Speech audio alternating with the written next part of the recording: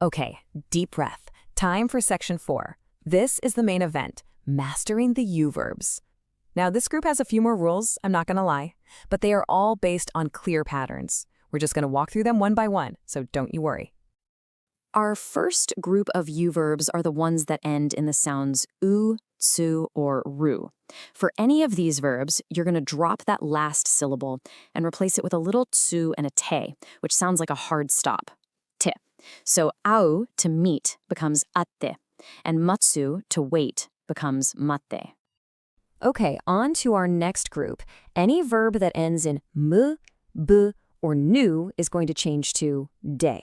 Hear that de sound in there? N-D-E, de.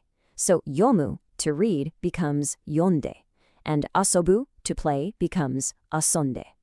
So what about verbs ending in ku? The pattern here is to swap out that ku for ite. For example, kaku, to write, turns into kaite. It's a pretty clean swap, but there is one huge, massive exception to this rule that you absolutely have to know. And here it is, the verb iku, which means to go. Now, based on the rule we just learned, you'd think it would be itte, right? But nope, it's special. It actually follows the first rule we learned for U-verbs and becomes itte. This is honestly the most important exception to memorize for the te form, so really burn this one into your brain. Now let's look at verbs ending in gu. This one is like the voiced twin of the ku verbs we just saw, so it makes sense that instead of changing to itte, it changes to its voiced partner, ide. So oyogu, to swim, becomes oyoide. And for our last group, we have verbs that end in su. These are nice and simple. They just change to shite. So hanas, to speak, becomes hanashite.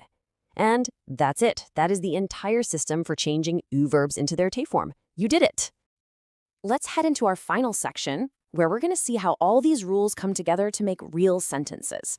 It's time to put what we've learned to the test. Okay, first question for you. The verb is yomu, to read. How would you build the full sentence for you may read a magazine? Go ahead, take a second, and think about that mu ending. And the answer is, Zasshi wo yonde mo ii desu. Perfect. The verb yomu ends in mu, so we follow the rule and change it to yonde.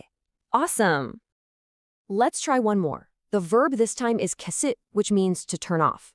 How would you say, you may turn off the light? Which pattern does that su ending follow? You got it. It's denki wo keshite mo ii desu. Verbs ending in su change to shite, so kesu becomes keshite. See? You've totally got this.